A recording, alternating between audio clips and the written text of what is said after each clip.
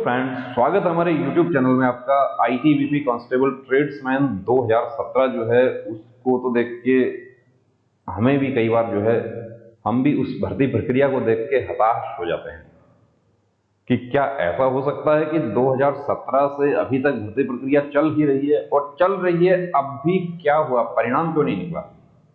Exam हुआ, 2 बार exam हो गया है, 2 बार एग्जाम होने के बाद जो है अब भी रिजल्ट नहीं निकल रहा है। अभी देखिए, जो जानकारी हमें लगी है वो ये है कि रिजल्ट जो है वो आपके लगभग रेडी हैं रिजल्ट्स, और वैकेंसी जो है उसके बारे में भी कुछ सोशल मीडिया पर जो जानकारी लग रही है वो ये है कि वैकेंसी 2 गुनी से भी ज्यादा आपकी वैकेंसी हो गई है। अब 2 गुनी से ज्यादा वैकेंसी होगी तो ऐसा नहीं है कि सभी वैकेंसी जो है वो जस्ट डबल से ज्यादा हो जाएंगी। अब उसमें कौन सी वैकेंसी बढ़ी है, कौन सी घटी है, ये सब डिपेंड करेगा। दूसरी बात, मैं आपको एक बात बता दूं कि ये जो बीएसएफ है, चाहे आईटीबीपी, सीआरपीएफ और एसएसबी, इनमें रिटायरमेंट का जो एज था वो 57 साल था। 57 साल पे रिटायर हो रहे थे कर्मचारी, लेकिन 2019 के अगस्त से इनका रिटायरमेंट का आयु जो है वो 60 वर्ष कर दिया है, इसलिए इनके वहां पर वैकेंसी अभी क्रिएट नहीं हो रही है। जो 2017 में आपकी भर्ती शुरू हुई थी वो वैकेंसी 2019 की वैकेंसी थी।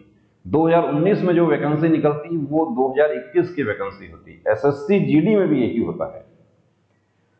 अब बात ये आती है कि अब हमें आगे क्या करना चाहिए। तो आगे क्या करना चाहिए उसके वीडियोस हमने बना रखे हैं कि अब क्या प्रोसेस होगा। अब आपका मेरिट आएगा, पहले मेरिट आएगा आपका, जितने लेने हैं। सपोज कीजिए कि एक सोशल मीडिया पर मैसेज चलता है कि 663 वैकेंसी हो गया है, तो 663 कैंडिडेट का एक लिस्ट होगा, उसमें सभी ट्रेड वाइज होगा कि कॉबलर का यदि 10 वैकेंसी है कॉबलर की, तो 10 कैंडिडेट का एक मेन लिस्ट होगा और 2 कैंडिडेट का एक एक्सटेंडेड लिस्ट होगा। वो 2 का हो सकता है, 4 का भी वो हो सकता है जब कम वैकेंसी है, वरना 20% जो है वो एक्सटेंडेड होगा।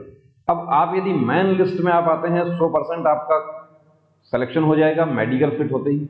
लेकिन आप एक्सटेंडेड में हैं तो आप तभी सेलेक्ट हो पाएंगे जब आपसे ऊपर जो मेन लिस्ट के जो कैंडिडेट हैं उनमें से कोई आउट होता है।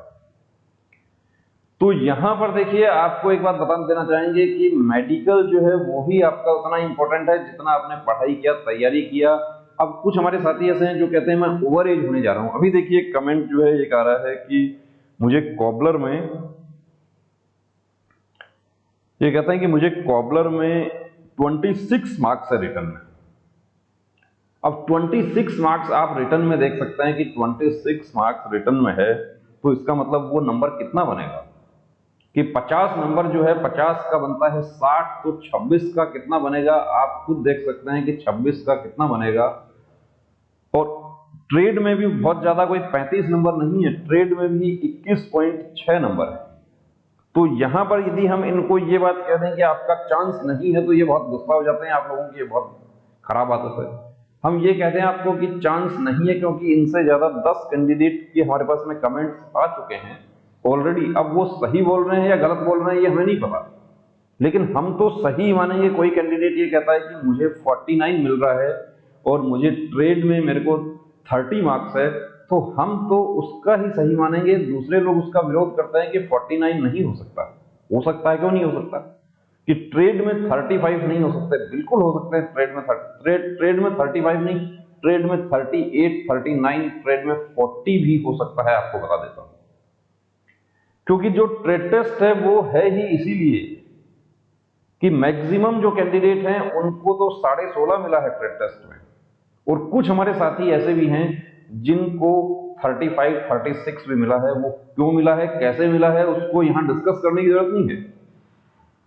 ट्रेड टेस्ट जो है उसका तो सबसे बड़ा विवाद ये हो गया, ट्रेड टेस्ट के नंबर जो नंबर है उसका, कि ट्रेड के नंबर जो है वो मेरिट निर्धारण में क्यों जुड़ रहे हैं, दूसरे किसी फोर्स में तो नहीं जुड़ते। 2015 के बाद हमारे जितनी भी ग्रुप बी की जो भर्तियां हैं उसमें किसी में भी इंटरव्यू नहीं है। यहां तक कि सीएपीएफ सब इंस्पेक्टर बनने के लिए इंटरव्यू खत्म कर दिया गया, लेकिन आईटीबीपी की ट्रेडमैन की भर्ती में अभी भी 50 नंबर जो है वो इंटरव्यू ही है, वो ट्रेड टेस्ट। यानी कि जहां पर किसी प्रकार का भाईबंदी होने की संभावना हो जाती है वही प्रश्नवाचक चिन्ह लग जाता है वहां पे। और यही सबसे बड़ा प्रश्नवाचक चिन्ह है। जब बंदे सेलेक्ट होंगे तब मैं आपको बता दूंगा, लिस्ट आती है फाइनल, उस समय आप देख लेना, यदि ट्रेड और रिटर्न दोनों के मार्क्स यदि दिखा दिए जाएंगे जैसा कि पहले दिखाया जाता रहा है, यदि वो दोनों के मार्क्स शो कर दिए जाएंगे कि ट्रेड में कितना मिला और रिटर्न में कितना मिला, तो आपकी आंखें खुल जाएंगी। ये बता रहा हूं, जो आज आप लोग कमेंट करते हैं कि हमें कुछ नहीं पता है, तो उस दिन आप रिजल्ट आएगा, उस दिन आपको पता चल जाएगा कि ट्रेड में मैक्सिमम कितने मार्क्स आ सकते हैं और रिटर्न में मैक्सिमम कितने मार्क्स आ सकते हैं। और जो हमारे साथी जो अभी 16.5 ट्रेड में लेकर बैठे हुए हैं और कहते हैं रिटर्न में मुझे 49 है, वो 49 और 16.5 मिला के कहाँ होगा, और 40 और 35 जो है वो कहाँ जाएगा, ये आप खुद समझ सकते हैं। इसके लिए यहाँ डिस्कस करने की जरूरत नहीं है। लेकिन फिर भी हम आपको एक बात कहना चाहेंगे कि यदि आपको मार्क्स बन रहा है, अब कट ऑफ क्या रहेगा ये तो बताना बड़ा मुश्किल है, लेकिन आपको खुद को लगता है कि मेरे मार्क्स तो 80 बन रहे हैं, 75 बन रहे हैं, 70 बन रहे हैं, या ट्रेड कैसा है आपका, टेलर ट्रेड है, एसटी कैटेगरी है आप, तो हो सकता है आप क्वालिफाई यदि हो रहे हैं तो ही आप भर्ती हो जाएंगे। अब क्वालिफाई कितना है वो भी आपको पता है कि ट्रेड टेस्ट में क्वालिफाई कितना था और रिटर्न में क्वालिफाई कितना है। क्वालिफाइंग तो आपको लेना ही पड़ेगा।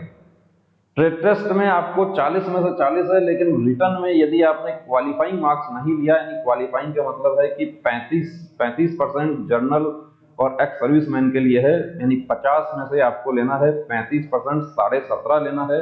उस 17.5 का वेटेज जो है वो कितना हो जाएगा, तो 17.5 35 का जो है वो 60% हो जाएगा कि 100 में से 35 है तो 60 में से कितना हो जाएगा वो आप कैलकुलेट कर सकते हैं। तो यदि आपको मार्क्स अच्छा बन रहा है, अब आप ओवर एज हो रहे हैं और मार्क्स कम बन रहा है, तो उससे आईटीबीपी को आपके प्रति कोई सहानुभूति नहीं होगी कि आप ओवर एज हो रहे हैं इसलिए आपको मार्क्स बढ़ा दिए जाए। डॉक्यूमेंट्स आपको अपना कंप्लीट रखना है। डॉक्यूमेंट्स में क्या कंप्लीट रखना है, आपके जो डॉक्यूमेंट्स आप भर्ती के समय आपने लगाए थे वो डॉक्यूमेंट आपके होने चाहिए। एक्सपीरियंस सर्टिफिकेट जो है उसमें भी देखिए इसमें एक विसंगति है। एक्सपीरियंस सर्टिफिकेट में क्या विसंगति है कि 3 ट्रेड आपके ऐसे हैं जिसमें एक्सपीरियंस सर्टिफिकेट की योग्यता मांगी गई है, बाकी सभी ट्रेड जो है उसमें नहीं है। और उसमें भी यदि आपके पास में एक्सपीरियंस सर्टिफिकेट नहीं होता है तो सेल्फ अटेस्टेड डिक्लेरेशन कि सेल्फ अटेस्टेड डिक्लेरेशन क्या है, आपको एक सादे कागज पर लिख कर घोषणा करनी है या ये बताना है आपको कि मुझे ये काम आता है और ये मैं अपनी जानकारी जो है मेरी जानकारी के अनुसार मुझे काम आता है। आप ट्रेड टेस्ट पास कर चुके हैं इसलिए आपको अभी सर्टिफिकेट जो है उसकी कोई बाध्यता नहीं है, लेकिन यदि आपके पास में सर्टिफिकेट होता है तो वो आपको रखना है, वो आपके फायदा हो सकता है उसका।